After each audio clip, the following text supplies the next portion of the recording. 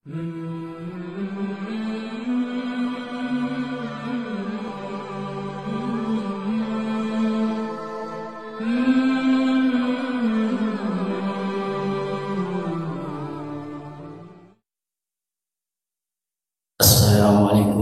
warahmatullahi wabarakatuh. Alhamdulillah wa syukurillah wa la hawla wa la quwwata illa billah. Asyhadu an la ilaha illallah wa la syarika lah. Asyhadu anna Muhammadan rasulullah. Allahumma fassalli ala sayyidina wa habibina wa syafi'ina wa maulana Muhammadin wa ala alihi wa sahbihi amma ba'd. Wa ya hadirun ittaqullaha haqqa tuqatih wa la tamutunna illa wa antum muslimun. Hadirin bapak-bapak, ibu-ibu jamaah salat subuh Masjid Jami' At-Thayyibah. Alhamdulillah, pada saat ini Allah memberikan kepada kita banyak nikmat, terutama nikmat iman, Islam, panjang umur, serta sehat, hingga kita bisa melaksanakan kewajiban, yaitu sholat subuh berjamaah di masjid yang kita cinta ini. Semoga amal ibadah kita diterima di Allah Subhanahu wa Ta'ala. Amin. Salat dan salam tak lupa kita limpahkan kepada junjungan Nabi kita Muhammad sallallahu alaihi wasallam yang telah memberikan uswatun hasanah ila yaumil qiyamah. Bapak-bapak, ibu-ibu jamaah salat subuh At-Thayyibah, setiap muslim, muslimat, mukmin, mukminat pasti mengidamkan, mengidolakan, ingin bertemu dengan Rasulullah sallallahu alaihi wasallam, yakni Nabi Muhammad sallallahu alaihi wasallam.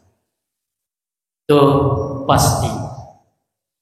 Karena dalam syair dikatakan mar'a wajhaka yashhadu, mar'a wajhaka yashhadu, barang siapa yang melihat wajahmu, wajah Muhammad, yashhadu, maka bahagia. Itulah semua orang muslim, muslimat, minimal setiap hari, ini yang paling malasnya, setidaknya 9 kali membaca salawat daripada baginda Rasulullah SAW. Mana 9 kali itu? Dari subuh 1 kali ketika tahiyat, ini yang wajibnya saja. Zuhur 2 kali, asar 2 kali, maghrib 2 kali, isya 2 kali, 9. Itu minimal paling kecil. Apalagi kita ada tahiyat masjid, kemudian salat sunnah qabliyah sebelum fajar, sebelum salat banyak sekali. Semoga kita termasuk orang-orang yang selalu mengingat daripada baginda Rasulullah SAW, hingga nanti dapat syafaat baginda nanti di yaumil qiyamah. Akan tetapi kata Rasulullah sallallahu alaihi wasallam, ada sebuah hadis dari Aisyah radhiyallahu anha, qala Rasulullah sallallahu alaihi wasallam, la yara wajhi thalathatu anfusin. La yara wajhi, tidak akan melihat wajahku, kata Rasulullah sallallahu alaihi wasallam, thalathatu anfusin, 3 golongan manusia. Jadi ada 3 golongan manusia ini yang tidak akan melihat Rasulullah sallallahu alaihi wasallam. Siapakah mereka? Yang pertama, uququl walidain, orang anak yang durhaka terhadap kedua orang tua.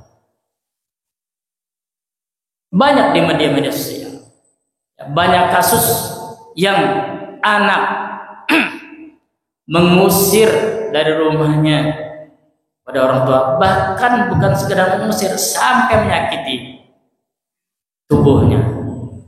Nauzubillah, summa nauzubillah. Kemudian sampai ada yang melaporkan ke polisi. Itu ada seorang anak melaporkan orang tuanya yang melahirkan, menafkahi. Nauzubillah, summa. Ini yang tidak akan melihat wajah Rasulullah SAW. Bahkan ada lagi yang lebih sadis sampai membunuhnya, membunuh orang tuanya. Ada ya. Kalau kita melihat di media ini, naudzubillah semua, inilah yang tidak akan melihat wajah Rasulullah Sallallahu Alaihi Wasallam. Karena orang yang durhaka terhadap kedua orang tua adalah termasuk dosa besar. Sebagaimana diungkapkan dalam sebuah hadis Rasulullah SAW dari Abdullah bin Amr yang diriwayatkan oleh Bukhari dalam hadisnya 6675, dikatakan qala Rasulullah SAW, al-kabair, termasuk dosa besar adalah satu, al-isyraku billah, menyekutukan Allah, itu termasuk dosa besar.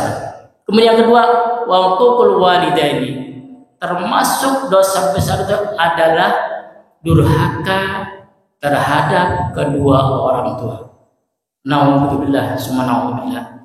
Maka jelas yang hadis yang sama yang diriwayatkan oleh Imam Bukhari, la yadkhulunal jannah wa la yanzurullahu ilaihim yaumal qiyamah al-uququl walidain.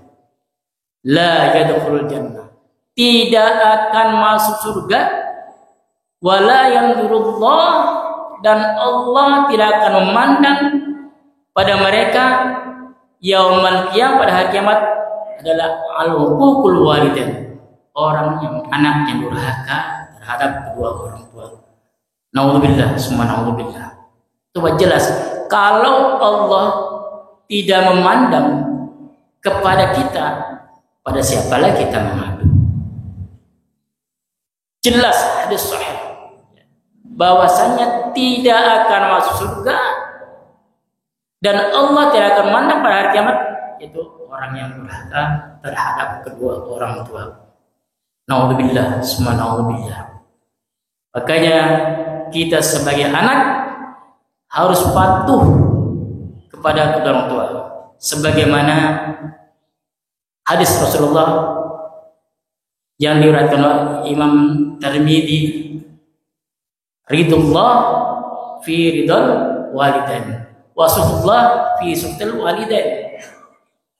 Senangnya, sukanya Allah tergantung senangnya pada orang tua, dan bencinya Allah, murkanya Allah tergantung pada murka orang tuanya. Maka hadis-hadis di atas ini adalah peringatan keras pada kita bahwasanya kita harus berihsan pada kedua orang tua. Allah Subhanahu wa taala telah memperingatkan kepada kita. Keras juga peringatannya. Sebagaimana dalam surat Al-Isra, wa la taqul lahumā uff, fala taqul lahumā uff, wa la tanharhumā qawlan karīmā. Allah mengatakan seperti itu. Jangan berkata saja, tidak boleh dilarang, apalagi membentak. Wala tanharhumā, sampai membentak kedua orang tua.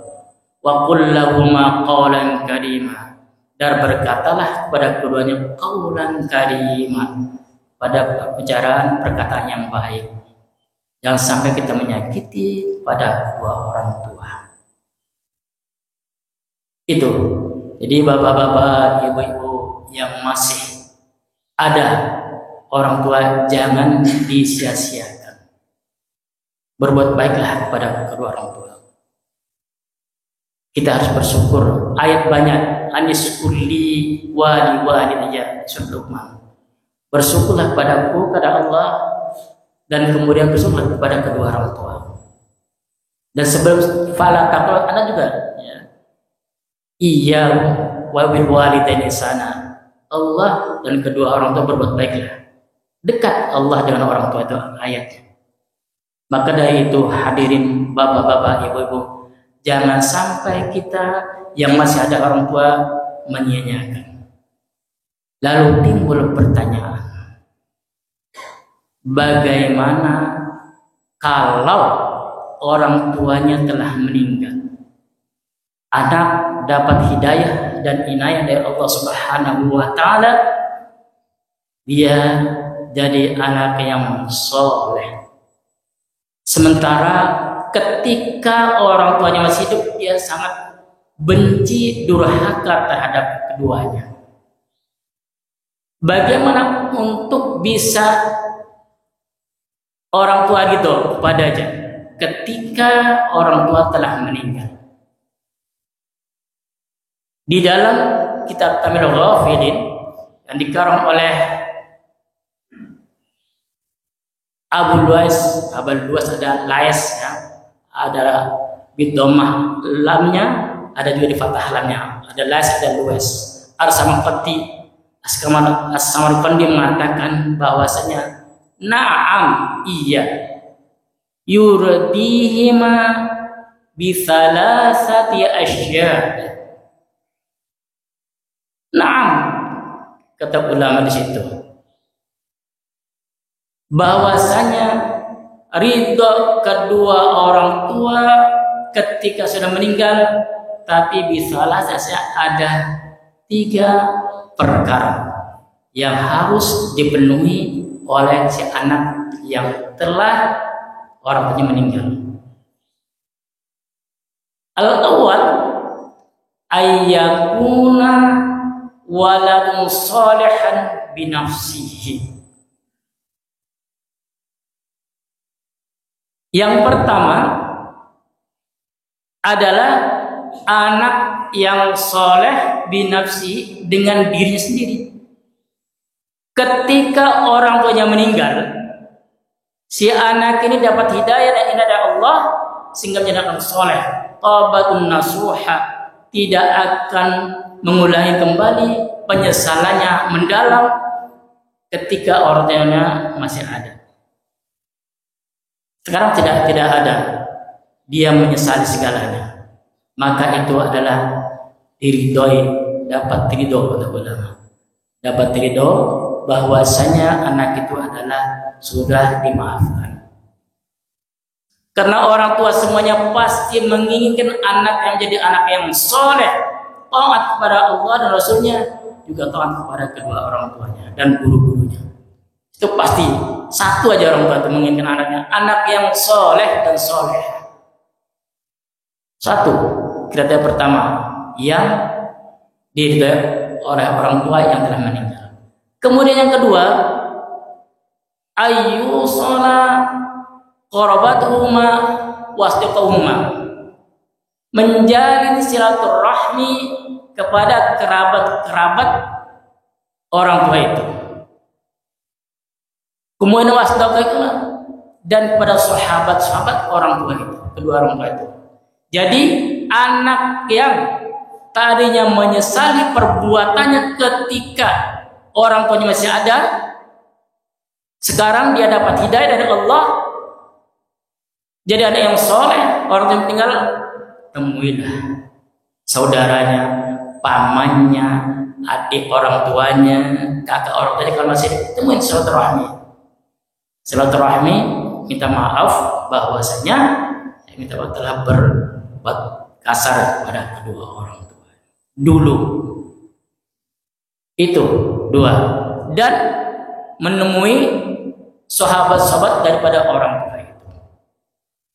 Itulah jadi anak yang soleh. Yang kedua adalah silaturahmi, menemui kerabat-kerabat dekat daripada kedua orang tuanya dan sahabat-sahabat kedua orang tuanya. Lalu yang ketiga, anak yang diridhoi oleh Allah Subhanahu wa taala dan kedua orang tuanya ketika sudah meninggal adalah yang ketiga adalah wa yastaghfiru wa yakuma wa yatmuhuma, kemudian wa yatasaddaqu huma.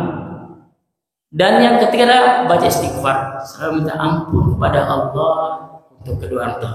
Wa yatmuna, dan berdoa, Allahumma firli wa li walidayya. Dan yang ketiganya ada wa yatasaddaqu, banyak bersedekah yang dihadiahkan untuk kedua orang tua. Itulah orang tua yang ridho kepadanya. Hadirin sekalian, bapak-bapak, ibu jamaah salat subuh yang dimuliakan Allah Subhanahu wa taala. Jadi kalau kita masih ada banyak dosa ketika orang tua kita masih hidup, maka ada kesempatan. Yang pertama adalah kita temui saudara-saudara kedua orang tua kita. Kemudian banyak istighfar dan mendoakan kepada orang tua, kemudian banyak sedekah yang dihadiahkan untuk kedua orang tua. Itulah ridhullah bi ridhal walidain. Nah, Allah Subhanahu wa taala katakan, "Qul ya ibadiyalladzina asrafu 'ala anfusihim la taqnatu mir rahmatillah. Innallaha ghafurur rahim." Qul, katakan ya Muhammad, ya ibadiyalladzina asrafu, wahai hamba-hambaku yang melampaui batas dirimu sendiri, la taqnatu min rahmatillah, janganlah putus asa dalam rahmat Allah Subhanahu wa taala. Innallaha ghafurur rahim, Allah adalah Maha Pengampun dan Maha Penyayang. Jelas ayatnya. Jadi kita sebagai anak jangan sampai putus asa untuk mendapat ridho daripada orang tua kita yang telah mendahului. Ketika kita banyak dosa, banyak maksiat, banyak perhati kepada orang tua, kita tobat dan nasuha, insya Allah pasti diterima. Jelas ayatnya dalam surat Az-Zumar. Kemudian surat jelas, kalau orang tobat pasti diterima oleh Allah Subhanahu wa taala. وَهُوَ الَّذِي يَقْبَلُ التَّوْبَةَ عَنْ عِبَادِهِ وَيَعْفُو عَنِ السَّيِّئَاتِ وَيَعْلَمُونَ مَا تَفْعَلُونَ. وَهُوَ الَّذِي يَقْبَلُ, dan Allah, wa dia kalau bahasa Indonesia Allah, yaqbalu taubat, menerima pas taubat, anisyat, dan dari kebanyakan kesalahan yang banyak pasti diterima oleh Allah. Dan jelas tadi bahwasanya jami'ah, ya, jadi semua dosa-dosa itu diterima oleh Allah Subhanahu wa taala.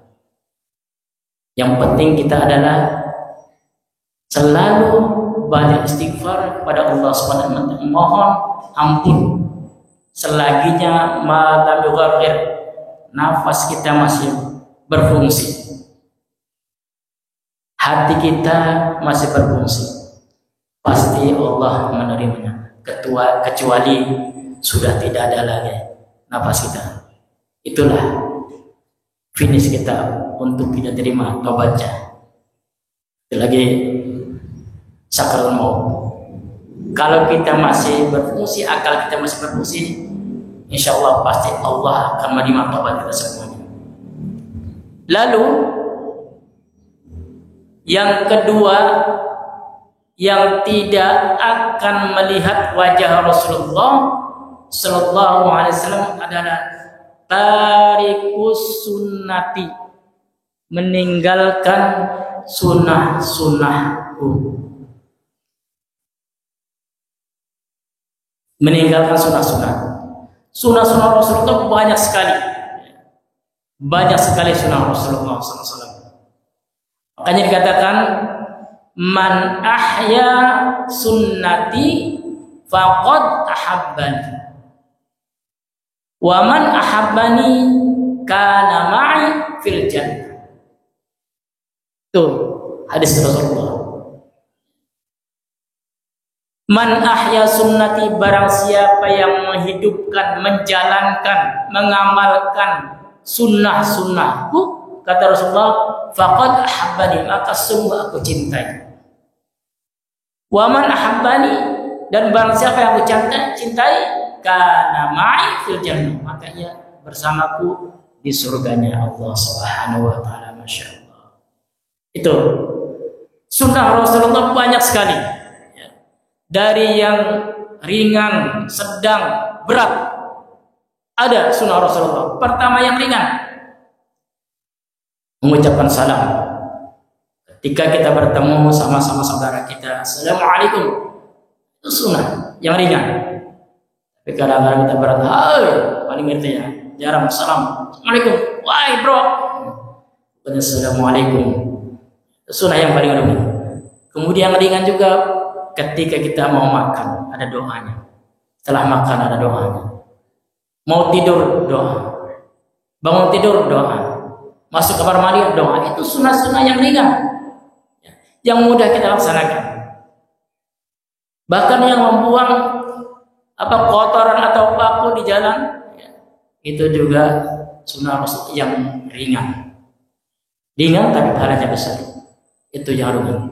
Kemudian yang sedang misalnya sholat sunnah rawatib, sholat duha, termasuk yang sedang, sunnah yang sedang.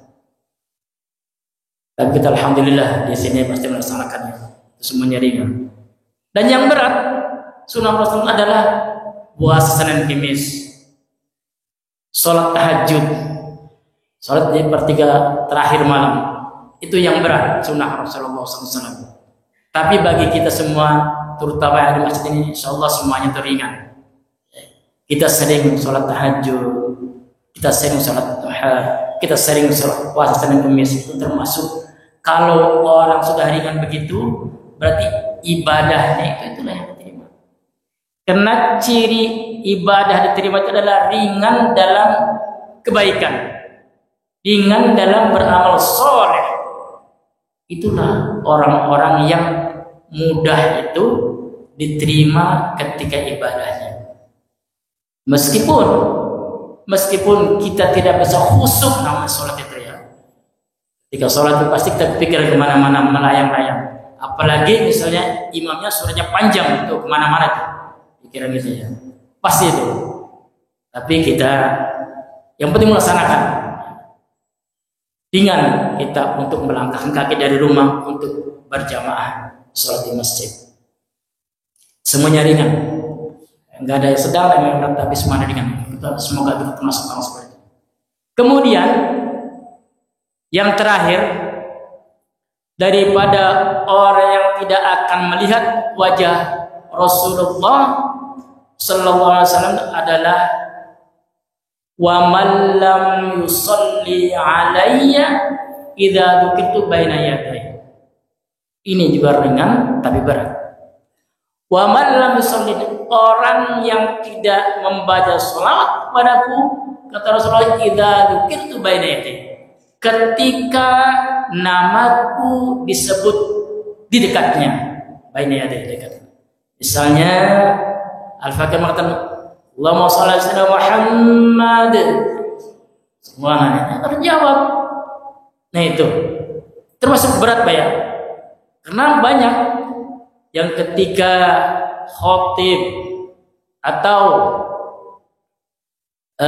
penceramah, ketika Allahumma shalli ala sayyidina Muhammad, kita diam aja, itu masuk berat. Padahal di situ wa man lam yusalli alayya, dan barang siapa yang tidak membaca sholawat idza dzukirtu, ketika nama tersebut baina di depan, termasuk berat itu. Itu termasuk orang yang tidak akan melihat wajahku. Semoga kita jangan termasuk orang-orang seperti itu. Hadirin jamaah salat subuh yang Allah Subhanahu wa taala. Untuk itu, marilah kita memperbanyak sholawat kepada baginda Rasulullah SAW hingga kita bisa bertemu beliau di akhir nanti. Banyak-banyak ya. Sholawat Allahumma shalli alaihi itu paling pendek. Kenapa? Dalilnya yang setiap hari Jumat pasti semua khutbah, semua khotib mengingatkan dalam firman Allah, A'udzu billahi minasyaitonir rajim, bismillahirrahmanirrahim. Inna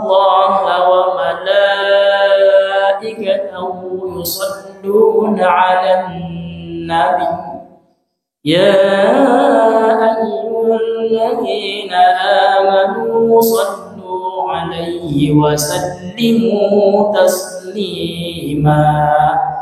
Itu setiap Jumat diingatkan kita itu. Inna Allah, sebenarnya Allah, wa malaikat dan malaikat yusalluna 'alan nabi, membaca selawat kepada Nabi. Allah dan malaikat membaca selawat kepada baginda Rasulullah. Ya ayyuhalladzina amanu, wahai orang yang beriman, yusalluna 'alaihi, baca selawat kepadanya. Dianjurkan, jadi diwajibkan kita baca selawat kepada baginda Rasulullah. Yang menciptakan kita aja baca salawat, kemudian malaikat yang mencatat kita, gerak-gerik kita baca salawat, lah kita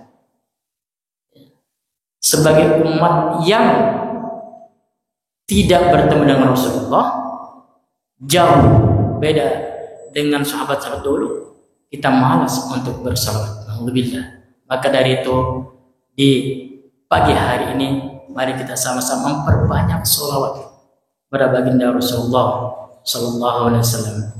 Mungkin inilah yang Al-Fakir telah sampaikan. Al-Fakir ada acara keluar untuk menengok putri yang lagi pesantren, jadi Al-Fakir mungkin tidak banyak lebar. Yang intinya adalah mari kita sama-sama untuk bagaimana berusaha kita bertemu dengan baginda Rasulullah SAW dan hindari tiga itu. Yang pertama adalah durhaka terhadap kedua orang tua, dan yang kedua adalah jangan sampai kita meninggalkan sholat pada baginda Rasulullah SAW. Dan ketika Rasulullah SAW disebut, kita ikutin. Allahumma shalli ala Muhammad wa ala alihi, kita ikutin, ya. Bu ya, ketika ada mengatakan Allahumma shalli ala Muhammad sallallahu alaihi atau alaihi wasallam, silakan saja. Yang penting kita mengikuti atau menyaut. Berarti kita mendukung, ya, ucapan daripada yang mengucapkan. Ya, jadi sama-sama baik. Nah, untuk itu pada bagian ini kita mulai memperbanyak salawat kepada Rasulullah, karena salawat itu pasti diterima. Yang pasti diterima adalah istighfar dan salawat pasti diterima juga. Dan baca Quran pasti diterima itu oleh Allah Subhanahu wa taala. Maka dari itu kalau Al-Fakir ada kata-kata yang tidak baik di hati bapak-bapak, ibu-ibu, mohon dibukakan pintu maaf. Apabila tidak daya wa inayah. Assalamualaikum warahmatullahi wabarakatuh.